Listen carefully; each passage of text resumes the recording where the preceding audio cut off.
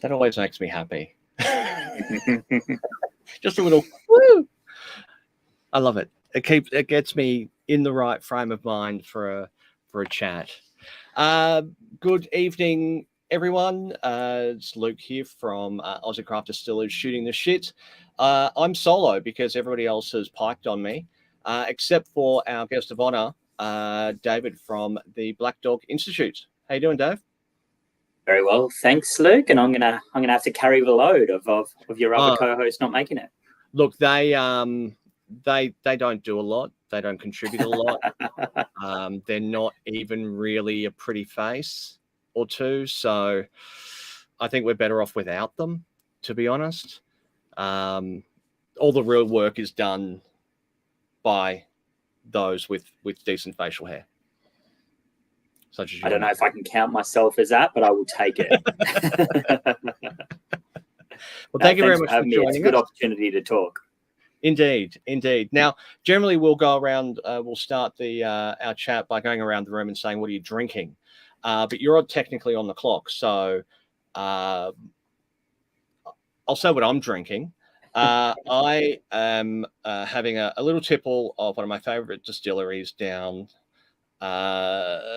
south there, King Lake. I haven't actually had this one before, and I'm quite enjoying it. I don't know what it's called. I can't read it. My eyes are not working this hour, but it's lovely jubbly. How's your water? My water's fantastic. I'd love to be having a drink, but yeah, on work time at the moment, so a sneaky water for me. So I think why we wanted to get you on and have a chat about have a chat with Black Dog Institute rather than our normal programming, which is talking to distillers, is, well, I guess mental health from my observation is not really talked about enough. Some people think it's talked to death.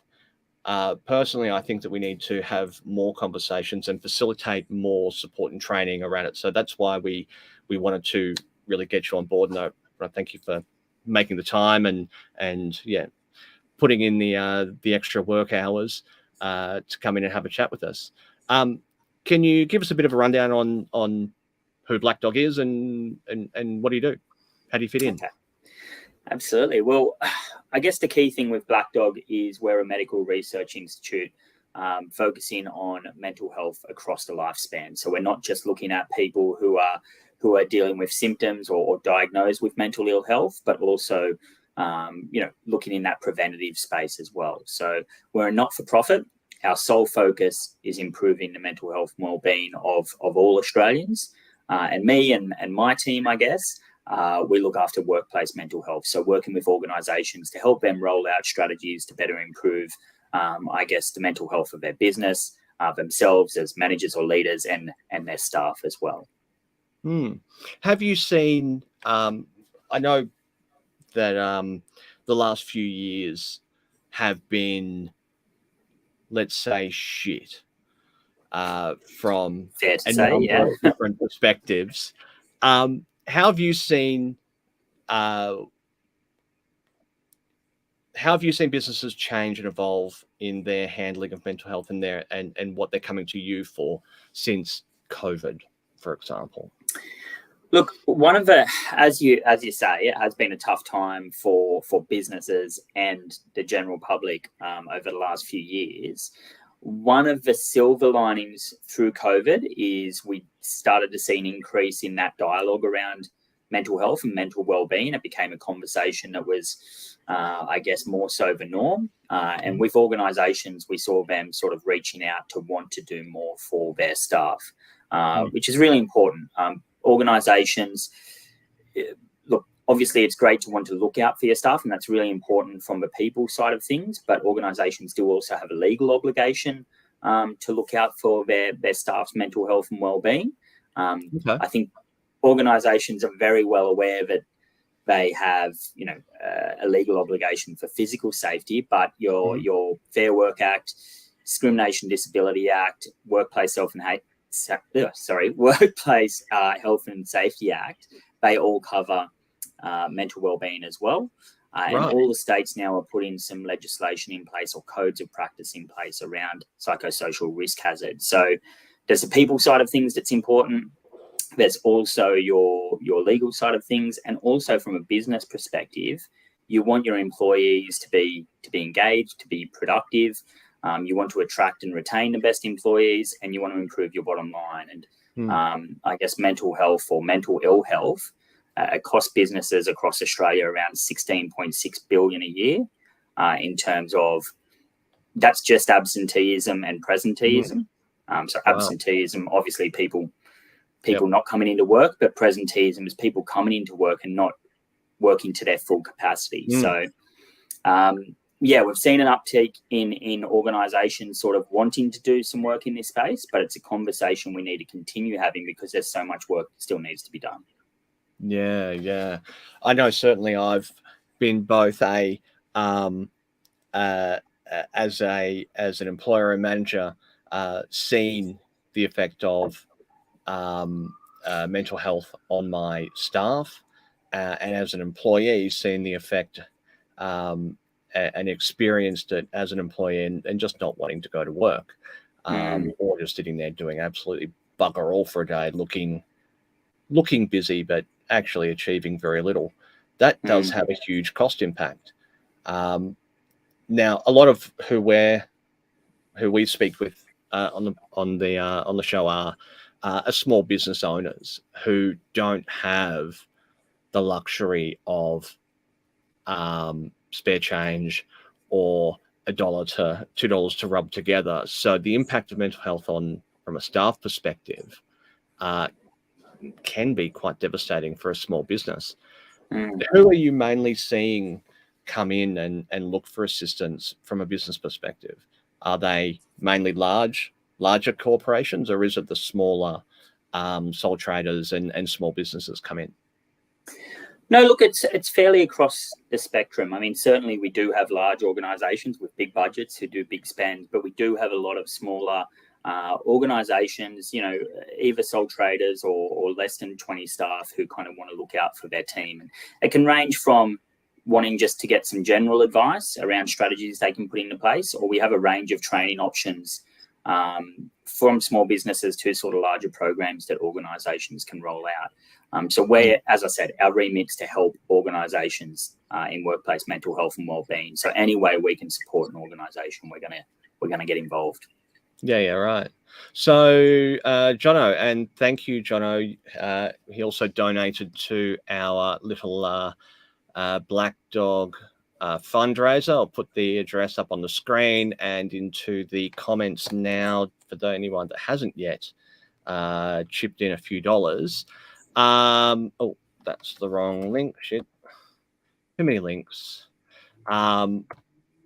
So thank you very much, Jono, for doing that. Getting back to your question, where are we? There. What do you see as the top 3 mental health areas across industry that would apply to small business? Well, now, that's a bit of a broad question. There's a couple of ways I could take that. I think if you're talking from areas for the industry or for businesses to look at in terms of how they can support their staff, there's probably in any business kind of 3 key areas, and that is probably looking at job design. So stepping back and looking at an individual's role or how the business operates, looking at things like flexible working arrangements, having a safe kind of physical working environment for your team, staff workload, monitoring your staff workload. Is it feasible, the amount of work you're giving them in the time allocated, and even just giving your staff some input or a bit of control over their role.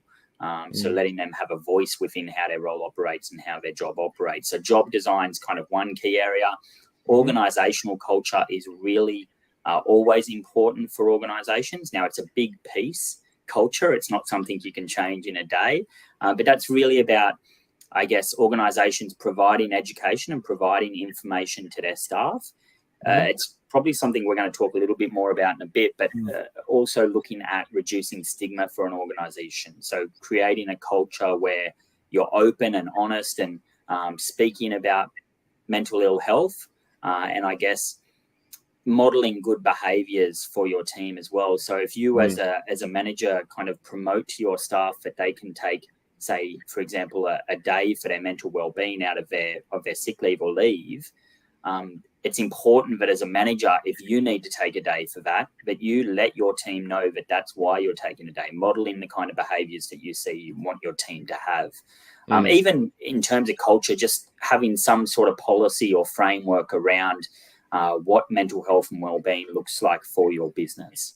So job design is one key area, organizational culture, another key area. The third one really is really important, and that is manager capability. So as I said, Black Dog Institute, a research institute. Our research shows that your managers, your people leaders, your supervisors play the most pivotal role, if you will, in workplace mental health and well-being.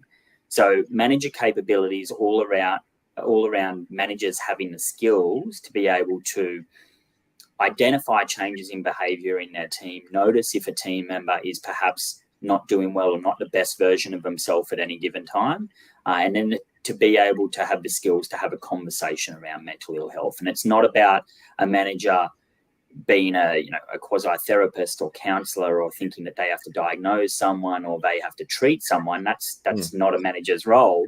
But to be able to have an empathetic, understanding conversation and to be able to guide your team or your employees to the kind of help-seeking resources that they're after. So I don't know if that's what you meant, Jonathan, by 3 key areas, but in terms of areas that businesses can look at to affect change and be better in terms of mental health and well-being, they're the kind of 3 key spots you want to look at. So job design, organizational culture, and manager capability. The manager capability, I think that probably would trigger a number of people. We've all had a shit manager, a shit line manager of some form, and it makes a difference, doesn't it? Like a huge difference. Having somebody who you're reporting to that empathizes with you shouldn't be seen as a sign of weakness in a manager. It should be seen as a strength that they are there to look out for your mental health. And if they are saying you need to take a break, we need to take a step back, how can we address something? Their direct managers, as I've been a victim of before, shouldn't poo-poo those ideas or stifle those conversations because they're either afraid of it or don't care from a money perspective.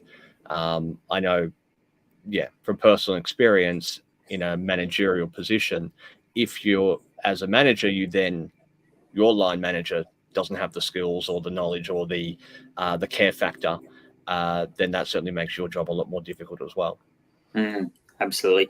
And I guess 2 key things that you just touched on there.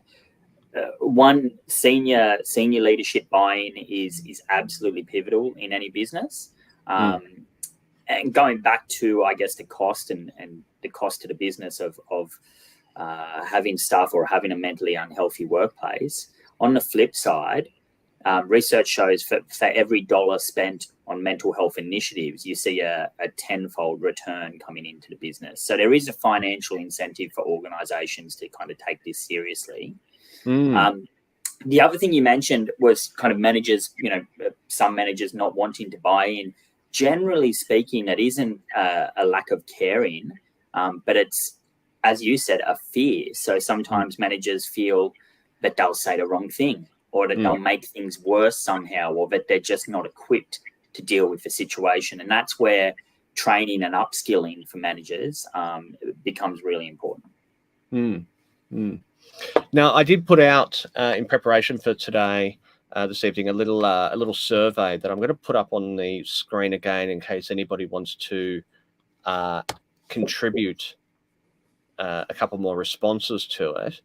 It is completely anonymous, and it just gives us a little bit more insight and ideas on how we as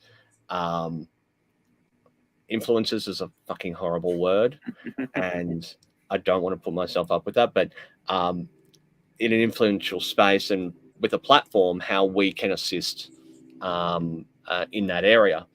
Now, one of the biggest areas that came out from my little survey was around what the industry can do, or what should be done within the industry around support for mental health, particularly within the distilling industry. Now, there's not a lot of data, I know, on the distilling industry specifically. I think that's something that we as an industry probably need to work a little bit harder on to get an idea of that. But overwhelmingly, the area that people want support in is around the impacting factors of mental health. And a lot of that seemed to be centered around business and burnout and cash flow and HR and staffing concerns and that sort of a thing. Personally, I think like there's a lot of other resources out there to help with running a business, to help with managing HR and managing the financial aspects and that sort of a thing. How do you think mental health support differs from those impactors, if that makes sense?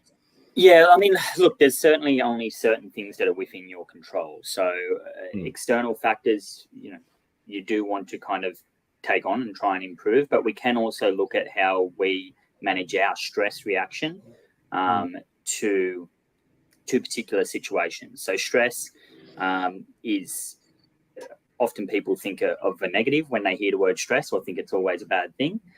Stress in short, sharp bursts can be good for us. It's quite normal. It can be good for productivity. It can be good for, can be good for our focus. It's when we have sustained high levels of stress that we can kind of run into a little bit of trouble, or run into situations where we might start displaying or experiencing symptoms of mental ill health. So firstly, I guess it's about trying to understand your own personal stress signature, and then look to put in strategies around being able to mitigate stress in your life. One of the key things, I guess, is looking at mental well-being.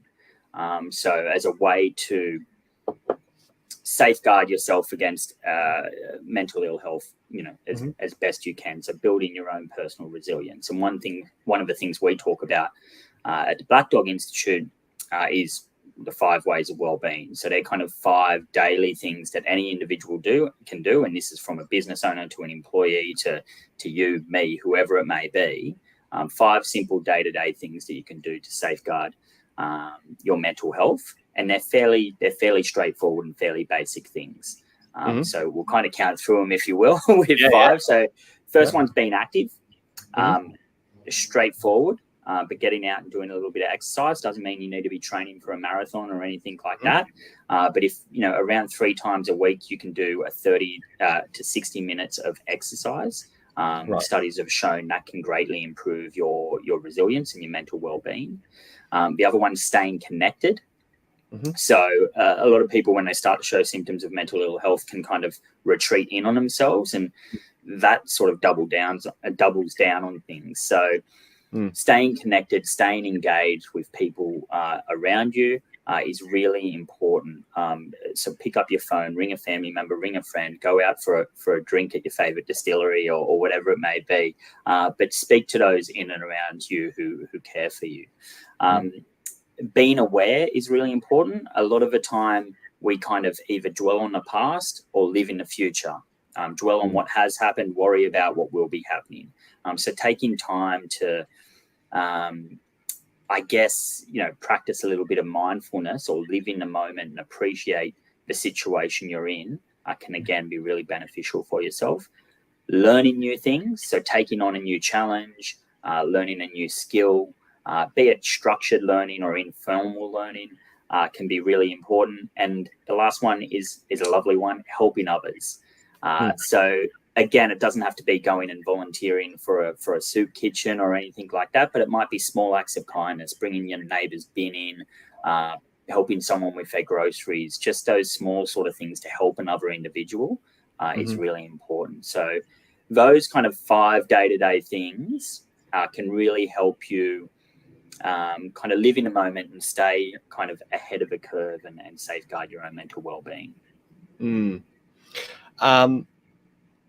I am guilty of not doing the most of those. I'm very inactive. I often live in my own little hole. This dark little cave here that I'm in. Can often be quite happy to just not talk to anyone if at all possible. There are times and places for that, of course, but certainly reaching out and just touching base with someone can change the direction of your entire day. Absolutely. Just sitting there doing your own thing, and then oh, look at that. Crafty went a bit pear-shaped on timing. Good on you, mate. That's all right. We do all the work anyway. It's surplus to requirements. So there you go, Luke. Out of today, you can have a bit of a task for yourself, and that's to look at those 5 ways of well-being and try and implement them on a bit more of a daily basis for yourself. Yes. Now, I guess the white elephant in the room is alcohol. Alcohol is it's legal. We're allowed to drink it, provided you are over 18 and you drink in moderation and you don't drink and drive. And but it is obviously a major cause and contributor to a lot of mental health issues. I think that's an area that I think the industry maybe tries not to talk about too much, because that's our bread and butter. We're making alcohol. We are consuming alcohol on a very regular basis in order to test our product, in order to quality control, to bond and support our colleagues. So we are surrounded by alcohol at all times, and of course we have to do our RSAs in order to sell it and give out samples and do the markets and all those sorts of things. I guess that makes the distilling industry a little bit unique in that regard, and that alcohol is such a central focus for us.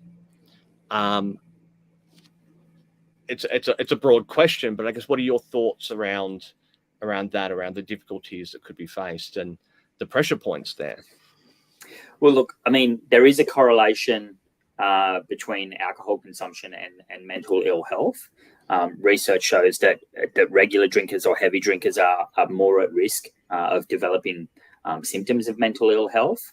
The other side of things is alcohol can often be a way for people who are suffering symptoms of mental ill health to, I guess, self-medicate or try and, go about seeking their own remedy to the issues that they're in, which can, if anything, kind of snowball the issue because alcohol is present and that's not going to help in the long run. Look, I'm probably not the best person to speak to in terms of that causation or that link. It's probably not my area of expertise. I would say the key thing, though, is particularly with the self-medication side of things, is looking at early intervention and help seeking early if you start to notice symptoms of mental ill health. And that can be it from your, I guess, clinical side of things, going and speaking to a doctor and getting a referral to a GP, or more human connection, reaching out to friends and family and disclosing to them that you're starting to suffer symptoms of mental ill health, seeking support that way. Or there's also a range of online resources that people can reach out to, starting from things that Black Dog have, We've got an app called Headgear that has kind of bite-sized activities that you can do each day.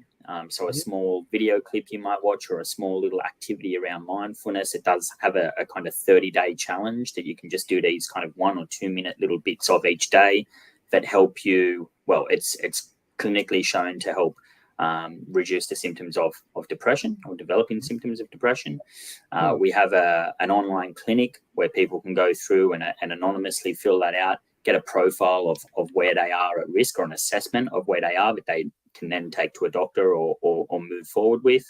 And we also have a program called My Compass, which basically goes through a 7-week program to help diagnose, any sort of mental ill effects that you're feeling with at the moment. So they're all good resources that you can go to. There's also your external to Black Dog, your Beyond Blues, your Lifelines, your Suicide Callback Service. The National Mental Health Commission has some great information for it.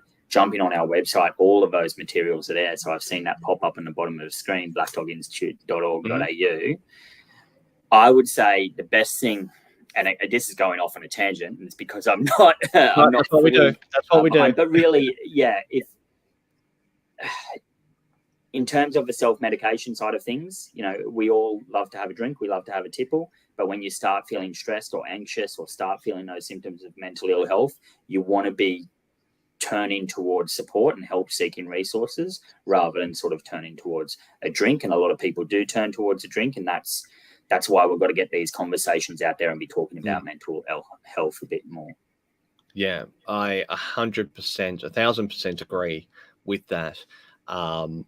That with it being so accessible, we all have dozens upon dozens of bottles, or an entire bond store of booze available to us. It can be a very quick and easy way to just numb the pain. But at the end of the day, that is not going to help anyone, really. Yeah, it doesn't cause the pain to go away. It just causes it to be numbed for a short while. And then you want to get to the root of a problem and get the support you need. And that's the key thing. Now, we briefly touched on this earlier, but Crafty, now that he's joined on chat at least, has chimed in, saying, since COVID, mental health is an everyday conversations. It's out of the shadows. Do you agree, and have you noticed more engagement? Has there been more, you think?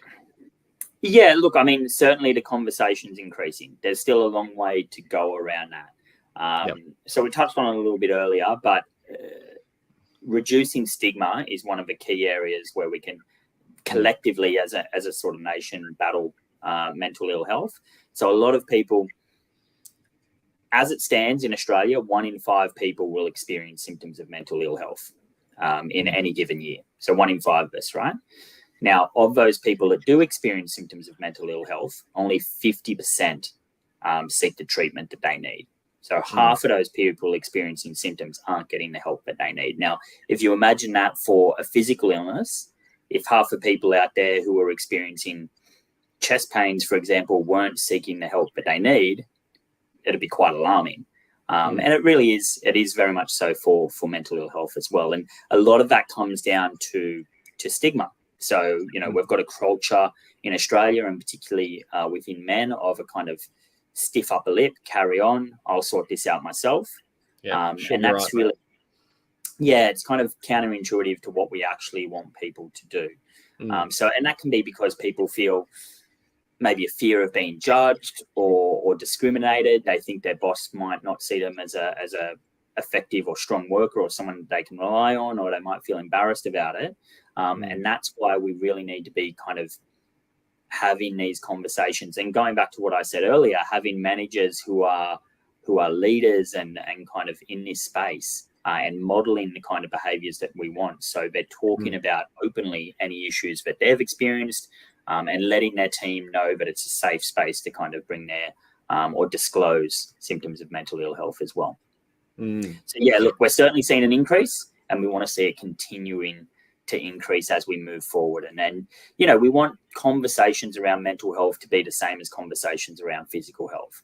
Because if I go at a dinner party or to my friends, or if I'm in a bar and I say I'm training for a marathon, people will be great. I did a marathon once and this is what I trained and this is how I did it. Or if I say I've started at the gym, people might say, oh, have you tried F45 or have you done this sort of workout or, what sort of workout are you doing? We want it to be the same with mental health. So if I'm talking about how I've been dealing with a bit of stress or anxiety and I'm working on my mindfulness, it'd be great if people are like, that's fantastic. I've got an app for you to try, or I've used this technique. We want it to be the same sort of encouraging and open conversation. Is part of the issue that mindfulness, it doesn't have, as a word, doesn't have the impact of I'm training or I'm working out, or it's not, is it not masculine enough? It's a branding issue. Look, perhaps maybe it's just because people can't exactly quantify or put into their head exactly what they're trying to, they might not exactly know what we mean when we say mindfulness. So to that effect, there are a couple of great programs. So one is a program called Mind Armor, where you can learn about mindfulness. Another is that app that I mentioned, which is called Headgear, which is on the Black Dog website, which will do those kind of day-to-day activities around mindfulness. So they'll make it really simple for you. You won't kind of need to forge your own path when you're doing mindfulness. You'll be taken through the steps and see some positive results from there. Yeah. Men, we're stupid at the best of times. So I think if a big part of the challenge in getting those conversations to be had is reducing the stigma around it, with the culture of Australian, she'll be right, be a man, toughen up, take a spoonful of concrete and harden the fuck up. Looking at saying, just do a bit of mindfulness, doesn't really have the same impact as go and do a round of cardio and beat the punching bag. It's okay to do mindfulness. It's okay. It's okay to do mindfulness, and it's okay to go work out and hit a punching bag, because that, as we talked about with our 5 ways of well-being, that helps safeguard mental health as well. One of the big things, talking about stigma, we're talking about mindfulness now, but really it's just about having the conversation. So it's feeling confident to be able to disclose if you're feeling symptoms of mental ill health, or if you notice that a friend, a colleague, or someone in your social circle is not doing best, to be able to sit down and have a conversation with them around mental health. And I want to bust a myth that if you start talking about mental health, that you're going to put thoughts in someone's head or you're going to make things worse. That's never going to be the case. So I really encourage people to get out and have that conversation. And the key things in having a conversation like that is really just, I guess there's 5 kind of key things. It's wanting to make sure if you're having a chat to someone that you're doing it in the right setting. So having a bit of privacy, making sure you've kind of got enough time to have a conversation with someone. So you don't want to be in a crowded bar in the middle of people, and you don't want to do it 5 minutes before you have to run off to another engagement. Allow yourself to be prepared and set up to have one of these conversations with someone you care about. You also want to, I guess, lead with talking about sort of any changes in behavior that you've noticed in the individual. So bringing up why you're talking about mental health. You want to listen actively. You're not there to kind of interrupt and butt in and kind of throw away your advice, if you will. It's about active listening and hearing their story, and then really encouraging those people to actively seek support. So encouraging them to go to their GP, to speak to a psychologist, to speak to family members, to jump on the Black Dog website or go to Beyond Blue or Lifeline or, whatever the resource may be, but to seek help. And then the key to all this, if you're going to have a conversation with someone, is to follow up with them. So don't just have a conversation, be one and done and think, okay, I've done my piece. You want to be touching in with them a week later, 2 weeks later, and kind of be on that journey with them. So open conversations are the key to kind of improving things. So you've actually just answered Todd's question of how can we support someone we know who is suffering from with mental health. All of those things, and certainly a way to open up that conversation. And I think that's probably one of the scariest parts of raising it with somebody that you know and that you're concerned about, is the fear of them taking it the wrong way, or getting offended, or getting angry or upset with you, and potentially causing damage to a relationship. Arguably, there would be more damage done by not making it known that you're concerned about them, I think. Absolutely. And Crafty's chimed in as well, saying the mind is the biggest thing to hold you back. It seems to want you to fail or win and succeed. That's a matter of a mindset, Crafty. And again, he's chimed in, I feel myself, my mental health is very situational, and I have a period of highs and lows, and I detect warning signs. I think that's meant to be, is that common? Look, mental health exists on a continuum. No one's ever mentally healthy, for lack of a better term, or mentally unwell, for like you move up and down that continuum depending on what life throws at you. And times life is going to throw difficult situations for you. We've all gone through COVID. We're all going to have situations we need to respond to, and we're going to move up and down that continuum as we go. So the key is being able to recognize those early warning signs, as Crafty said, those signs that stress or anxiety creeping up on you, those symptoms of possible depression. So being able to recognize what they look like, and then being able to disclose to those around you or professionals, and being able to help seek support. Yes. Now, getting back to the support that Black Dog can provide, and getting back to the cost implications of supporting mental health amongst your staff and amongst within your business. You mentioned to me about a program that is available in New South Wales. Yay, New South Wales, go Blues! For mental health at work in New South Wales. Can you tell us a little bit about that? Yeah, absolutely. Well, look, I guess to begin with, we do offer a training in a range of different measures around mental health within the workplace. And that starts from training for kind of senior executives or leaders of a business through to manager training, which is probably our most popular training. And as I said, our research shows that managers play the most pivotal role in workplace mental health and wellbeing. And then kind of all encompassing trainings around how to have that conversation around general awareness. And we have programs that focus on stress and building resilience. They are all kind of fee-for-service training.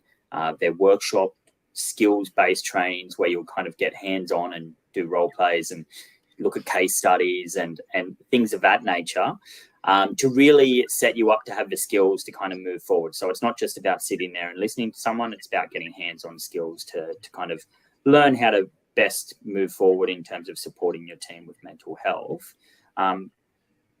If you're interested in those, I recommend jumping on our website, so blackdoginstitute.org.au, or emailing my team, which is workplace@blackdog.org.au. They are fee-for-service, those sessions. We do also, beyond those workshops, if budgets are concerned, we do have e-learnings that are 1 hour self-paced e-learnings that everyone can do, and you can buy single licenses. So, a workshop, a manager training workshop, you might be looking at sort of $3,450, but a single license for an e-learning can start at $34.95, and you can buy 5, 10, whatever it may be of those licenses. Now, what you were alluding to, Luke, is in New South Wales, the New South Wales government has a partnership with Black Dog where they provide free training to organisations who have less than 200 staff or are not-for-profits. unfortunately, it's just New South Wales. We'd love all the other state governments to come to the party and run similar programs, but unfortunately, that's not the case as it stands at the moment. So yeah, the website on the bottom of the screen, if you've got an organisation with a team of 10 or 20 or 50 in New South Wales, go to that link. You can apply through the link and you can organise to have a training done provided by Black Dog, either face-to-face, but most likely online via Zoom, where we can kind of go through those sort of skills for either managers or employees to look after themselves and others. That, I think, certainly for our New South Wales listeners, will be of great interest. But even just the e-learning being that inexpensive to get the resource and get some training and knowledge makes complete sense to do as part of any small business. And look, beyond the training as well, and look, training's really important. I fully recommend that people can do it if they've got the opportunity to do it. But we're all about improving workplace mental health. So we do have options for those of you that don't have budget. As I said, those apps and resources I talked about, My Compass, our online clinic, and Headgear, I recommend jumping on our website and having a look at those. We also have a mental health toolkit. So if you don't have budget to run training, but you want some sort of general bits of information, some fact sheets, some explainer videos you can share to staff, some hints and tips on how you can best support your team, jump on our website, download the mental health toolkit, and it's a great starting point to really kind of increase your knowledge in the space. So I'm going to flash up there's a lot there. I'm going to flash up a little a link directly to that page for everyone, which also has all the other bits and pieces as well. If there's one thing you take out of today, everyone, I would say jump on that page and have a look at sort of the resources that are available. It's step one in kind of looking after yourself and your team. Now, the Sleep Ninja, can that be used by adults as well? Because Crafty doesn't sleep. He's quite often messaging or posting at stupid hours of the fucking morning. That might be about his level. Look, it is. I mean, it is a smartphone application for adolescents, so it might have some crossover for Crafty, but it is designed for adolescents with sleep disturbance on that one. So, look, I mean, giving it a try, Crafty, but it's not. The research behind it is not designed for yourself, unfortunately. Look, it's probably on his level. Probably. Now, I also put out a few days ago in preparation for tonight as well, a little Black Dog fundraiser. I set a modest budget or a modest target of $500, and we haven't quite made it. It's only been 3 days since I posted it out and shared it with everybody. I'm going to put it back on the screen, and it'll stay up for ages, so you can keep on contributing to it, and we'll get the glory for it. And I'm also going to put the link into the comments as well. What we've managed to raise $419. Wow, that's great. So how does that? How do the donations help? Help Black Dog to help us? Well, it's really we're an organisation that's, as I said, a research organisation, but it's about putting that research into action. So it's about developing programs, tools, and resources that can help the Australian public. That can be from developing programs that my team look after, workplace training to go out to organisations. It can be to developing things like that Sleep Ninja app or the Headgear app, through to our on-site clinic that helps people with severe cases of depression. So we have our fingers in a number of pots around mental health and mental ill health, and it just keeps funding that research and helps us continue to help the Australian public. Wonderful. So I do want to have a little do little shout outs to those that have put their name to some donations. A huge thank you to Refresh Accounting for contributing $200. Oh wow, that's Nice one, fantastic. guys. Thank you. You've hit biggest donator by far. Myself and Todd, Crafty has pledged $100. He just hasn't put that in there yet, but he's got to put it in. He said, "Oh, put me down for 100, mate." And like you click the link and you hit the button and you put your credit card details in, and it does it. It's not that difficult, and I'm not. Yeah. Thank you to my dad for putting in $50, and Jono, who's been commenting tonight as well, for chucking in 50 as well. Thank you very much, everybody. If we can get some more, that would be awesome. I would really like to break the 500 as a very modest goal. Please, I'm begging. I think you'll get there. Yeah. Well, with when Crafty puts his in, that will break the 100. I'd like to break it before Crafty puts his 100 in. I think that would be nice. I will throw it open to any remaining questions for the evening. I think we've had a lot to digest, and there's a lot of resources available. While I leave that open, I'm just going to do a few little plugs, if you don't mind, because so beside our fundraiser for Black Dog, in which I need more money, please donate. The link's on the screen, the link's in the comments.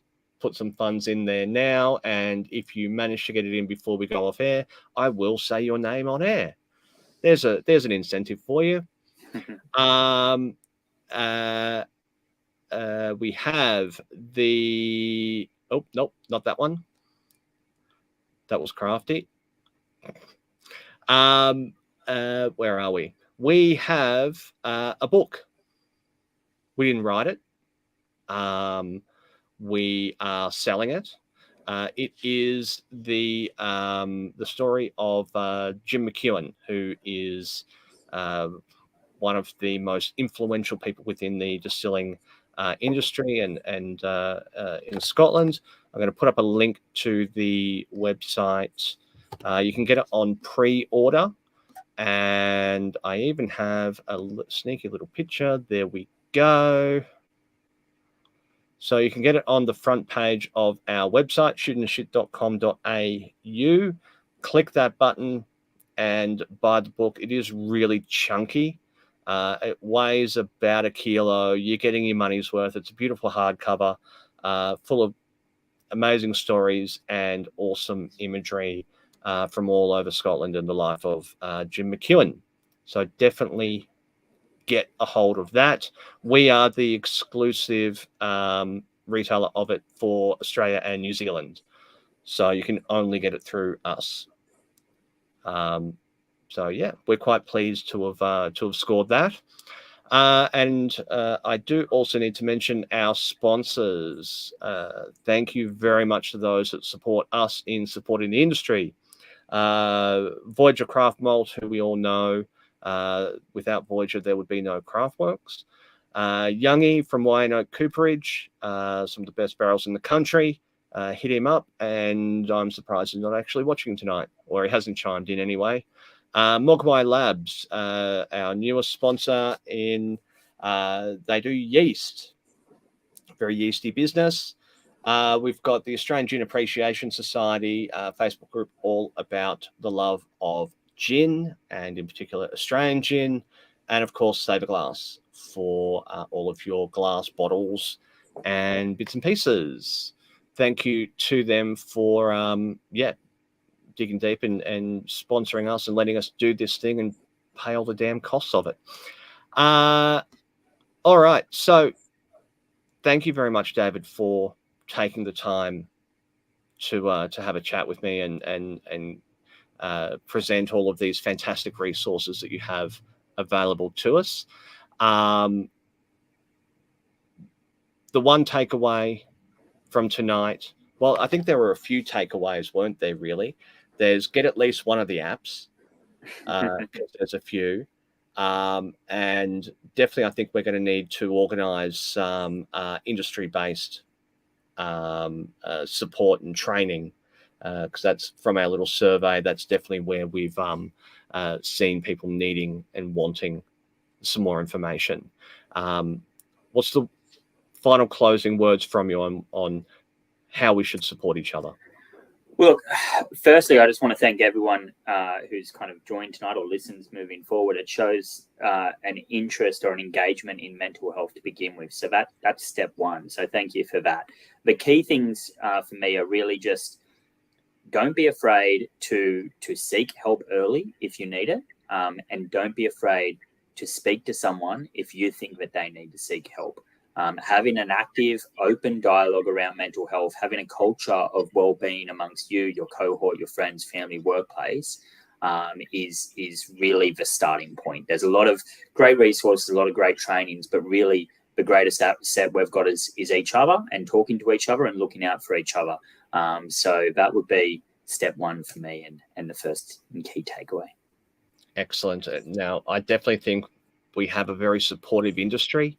Everybody wants to see each other succeed. So with mental health on the front of everyone's mind, hopefully we can certainly achieve bigger and greater things, and everybody can be happy along the way. Also, thank you very much to Rosemary from Black Snake for just chipping in another $50 for us. Thank you very much. Greatly appreciated. All right, all. Thank you all for joining. Thank you, David, for your time. Definitely appreciate it. Please, everyone, jump on to blackdoginstitute.org.au and grab onto all those resources. Please do chip in if you haven't already to the fundraiser so they can continue to do their work. And if you would like to organise a group session, then certainly jump on, and you're in New South Wales, the government's going to chip in and pay for us. So let's milk that.